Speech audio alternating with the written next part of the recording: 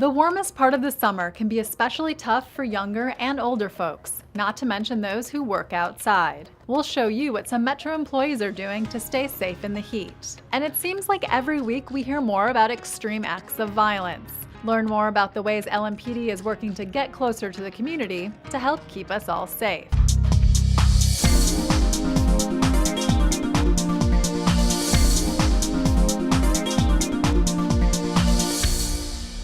Welcome to this episode of the 502 Report. I'm Nikki Lechniak. Here in the urban jungle of Louisville, you're likely to find more glass, cement, and asphalt than greenery. Why is that a problem? Well, because it's likely to be up to 10 degrees hotter here than just outside the Waterson. Of all the cities, Louisville was #1 in terms of its temperature rising faster than any of the other cities. So that's pretty serious. In our downtown area, we have a lot of really wide streets that accommodates lots of traffic, and this is also a source of heat. It's a huge public health and environmental issue. For folks that live in the urban core or even in the suburbs, when it gets hotter, their health is more at risk. We see hospital admissions go up and emergency room visits also go up during extreme heat events. It's also an environmental issue. The buildings become hotter.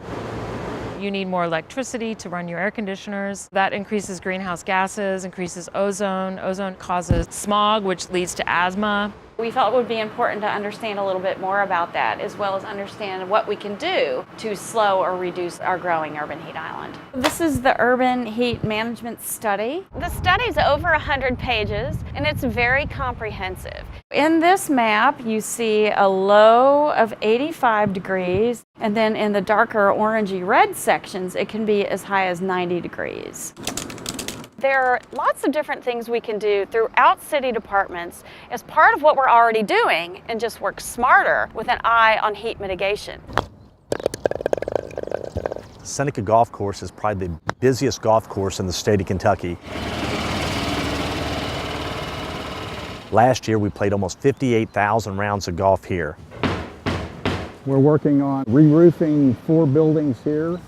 We're putting on cool roofs. We're replacing the old roofs. There's the old gray mare, if you will, up there, and that reflects about 5% of the light that hits it. And then over here, we've got the new shingles on. This reflects 29% of the light that hits it. So that's quite a difference in light reflection and temperature reduction. There were other shingles that we could have chosen that no one would have known the difference. You know, it would have been earth tones, but we wanted to make sure we chose something to grab people's attention so they can see it. We're going to put some signage out here as an education.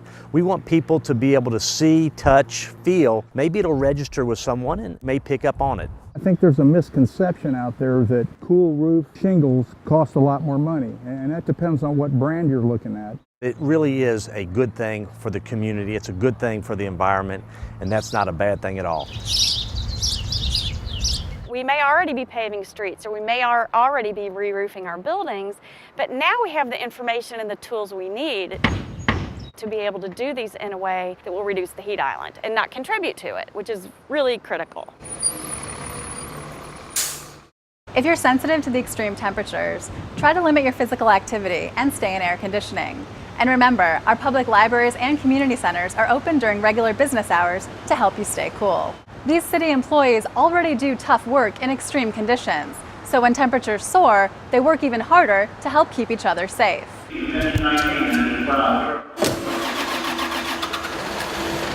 During the summer, in order to have successful operations, it starts with prevention.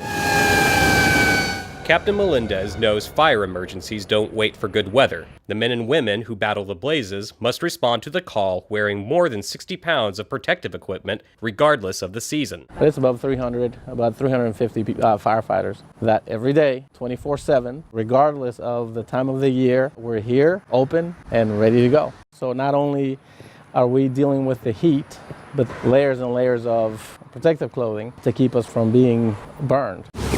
So it's not too bad. It doesn't feel like 65 pounds, but it is. It's not too bad because it's all on my back. The key to it is being properly hydrated. I mean, we really can't say that enough. And be mindful of the fact that there's a job to do, and you have to be prepared in all aspects to do it. Because when one of our members goes down, it puts an added burden on everybody else who may be working an incident. When it's hot out like it is now, you can become dehydrated if your fluid intake is insufficient for what the temperature you're in. When you get dehydrated, that can affect the fluids in your body, and that could affect your mental status. If you get severely dehydrated, you can have seizures, you can have kidney failure. So all those things are important, and that's why you really need to make sure you stay hydrated. You never know when a fire or anything may take place. Your bodily fluids just kind of leave you really quick. One of the things that we deployed immediately is the rehab unit. In the summertime, once the weather, reaches, like I said earlier, a certain temperature, it gets automatically deployed to a fire scene or any type of incident that is going to require our personnel to be there an extended period of time. It's mainly to make sure that our personnel are rested or resting here and make sure that their vital signs are being checked. It's a place where firefighters can take a much needed reprieve from the activities, and then once they're ready, they go back to work if that's what's needed. Stop and get rehydrated. It's a long, hot summer, and that's advice people are going to have to do all summer. If you're working or exercising outside, try to stay hydrated by drinking 2 to 4 cups of water each hour. Don't wait until you're thirsty to drink, and avoid sugar and alcohol. In an effort to help build a stronger relationship with the community, LMPD officers are taking to the streets to get to know the public they serve.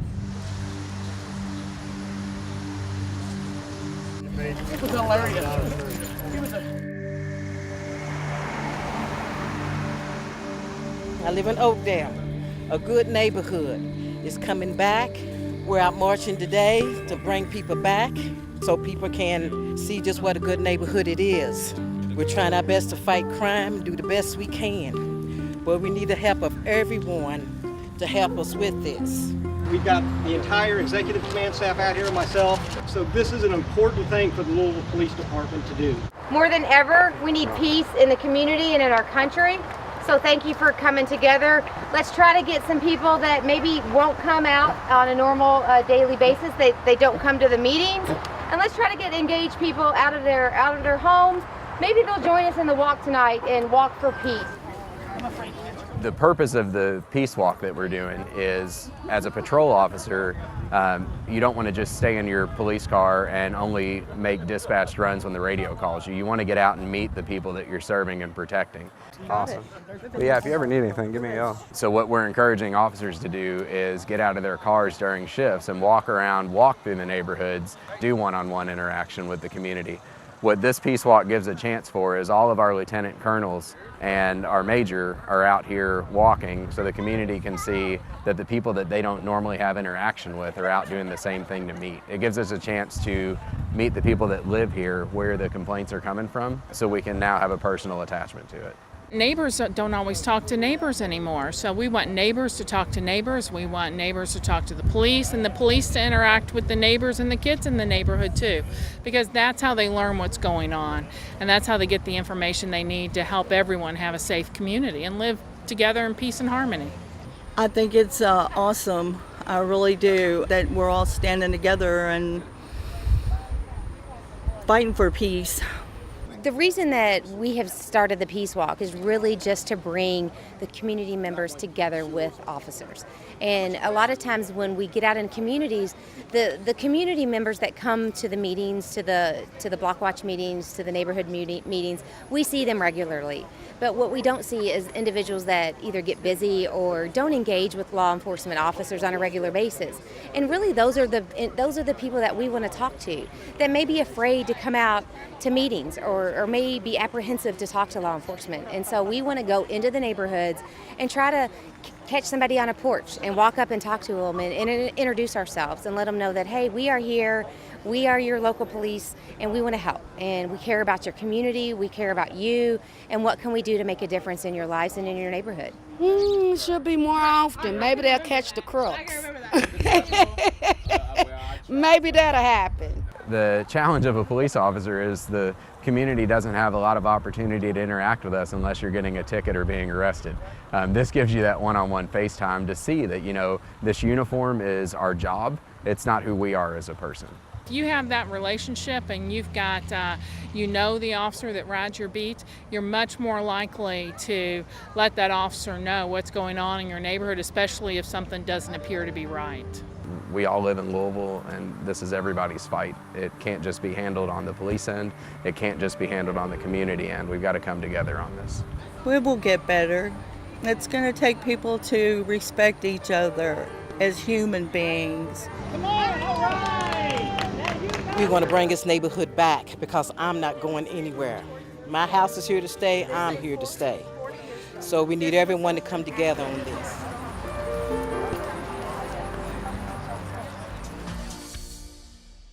Just to be on the lookout. I was working in the Portland and Beecher Terrace area. This particular day I pulled over a car for a traffic violation, and as I was talking to the driver, I looked behind and I see a child sitting in there being transported without a car seat. You know, if this mother had a choice of buying a car seat or put food on the table, what is she going to do? So I asked my church members if they can spare a car seat.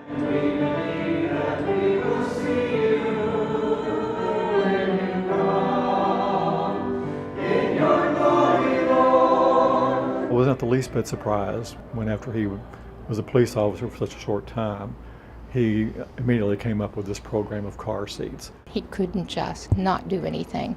And while he's a full-time policeman, He's also a priest and founder of the Rabbouni Catholic community. You want others to treat you the same way you treat them. I have found him to be one of the most compassionate, loving, and accepting people that I've ever come across. Putting faith into action is always encouraged. Anytime we can make that connection between Mass and living it out to the world, I think that's what we're about here. And the response was overwhelming. The way I understand it, they just kept coming in. You know, the car seats just kept coming in. I don't have the room, because storage is a problem. I'm putting these things in my garage. I can just imagine what his garage looks like. How did car seats become so important to him? I was in a car accident with a 4-year-old son. My car was totaled. My 4-year-old is still alive.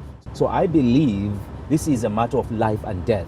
You got some babies in there. Officer Chibundi has been with LMPD less than a year and sees his new role as a great opportunity. Miracle, how are you? And that's one thing I would like to bring to LMPD, coming from Africa, is that we have different philosophies. We discover our humanity in and through acts like this. just got that haircut yesterday. There is an expiration date usually at the back. We are building a relationship with her husband, and Ethan, the child. That's a lasting relationship. Now we have a partner in Miss Mary. His job really is to patrol the streets. Our job is to make sure we take care of the social needs of people. And we manage the neighborhood play sites. It's where families already come, and typically families that are in need of something specific like a car seat. His vision was to make sure that kids who needed them had them, so there's not any real specific criteria. Kids just need to be in need. Freeing him up to move on to something else. Thank you. But also leaving a little bit of him behind. It warms my heart to live in a community like this one. This is the Louisville Metro Police Department site. They can post a message, people can reply to the message, but they cannot see any of the private content that's going on within the individual neighborhoods. Residents can now log in to nextdoor.com to help build community by connecting with neighbors and police about issues that affect their area. Recently in the Highlands, there was a series of car break-ins that citizens were discussing on Nextdoor, and understandably they were upset and concerned. Well, LMPD caught the perpetrator, and we were able to use Nextdoor to let neighbors know, hey, we've made an arrest in this case, and we really appreciate all of the neighbors contributing to help us with some of the leads that led to that. LMPD has been using the free service since April. If you're interested in joining, go to www.nextdoor.com. What about having this press conference under this beautiful tree?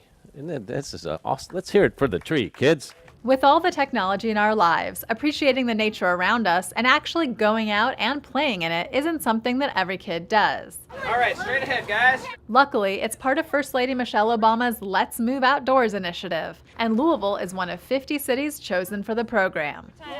These kids from YMCA camp are weeding and picking up sticks at Central Park. I need you to come volunteer with us all the time. In an effort to clean up the parks, stay active, and even learn something new along the way.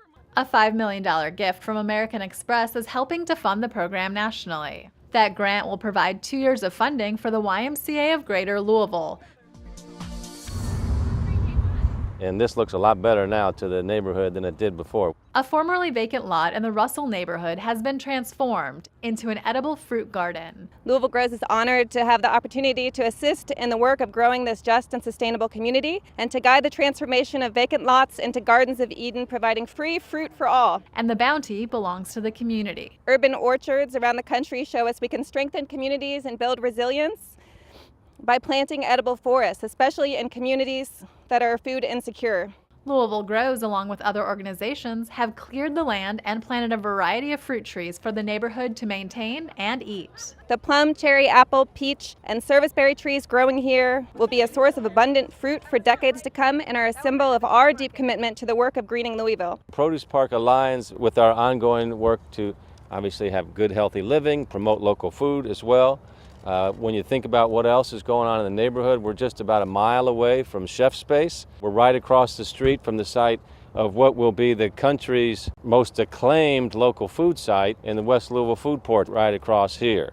An initiative of community services is helping to feed homebound residents while also enriching the lives of an often lonelier part of the community. It's very important that people understand that volunteering is truly a matter of heart. It's rewarding for you. It's more for you than it is for them. It's a matter of you reaching out and putting whatever you have on the line for somebody else. I just love it. I enjoy it very much. I look forward every morning to coming up here.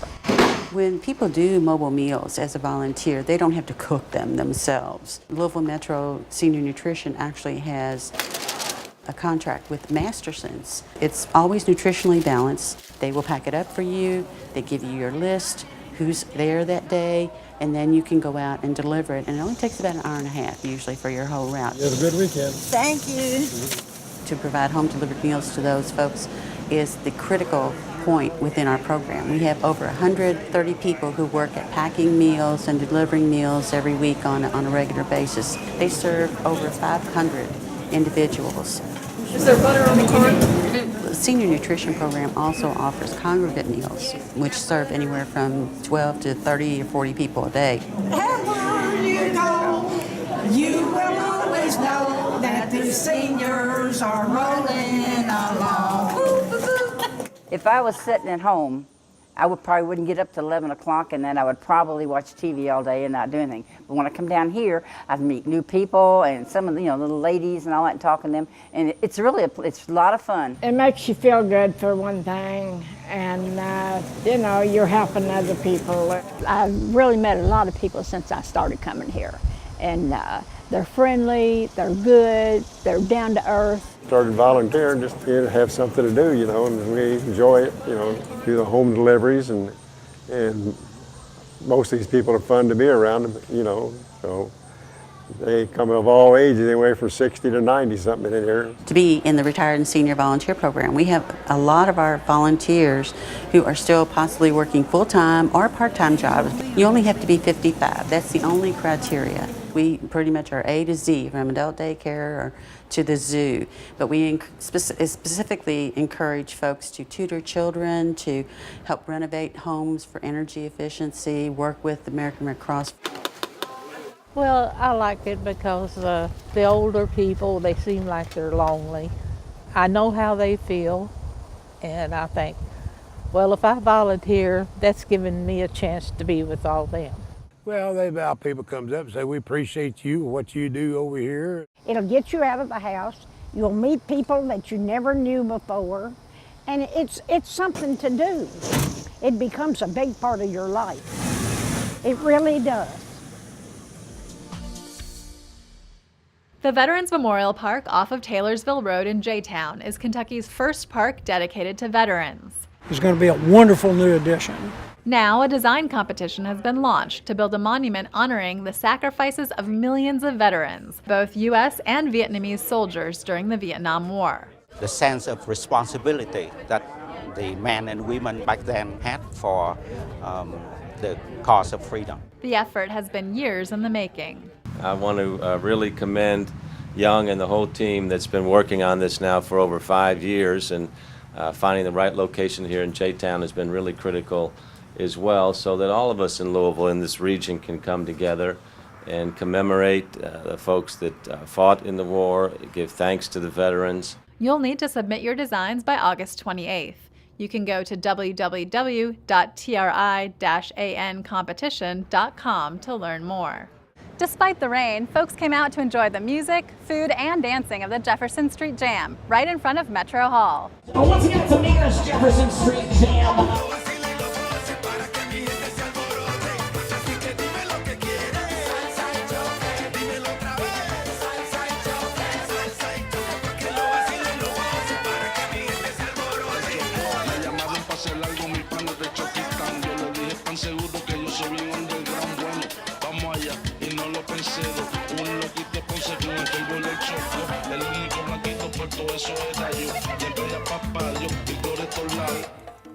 Tenemos una agüita ahí.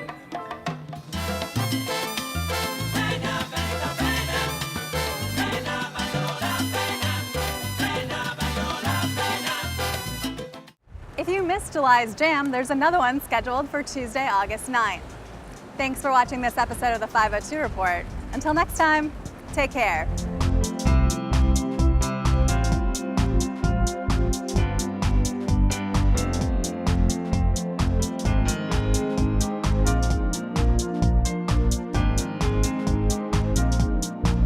Metro TV, a public service of Louisville Metro Government.